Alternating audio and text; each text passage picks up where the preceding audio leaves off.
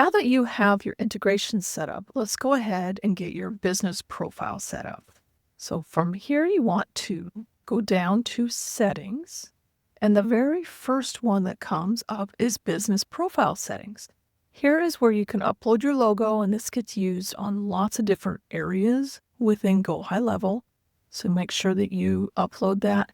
They do tell you the right sizes when it's for images, and you may need to resize your logo in some sort of a program like Photoshop or Canva or something like that, so that you upload the proper size.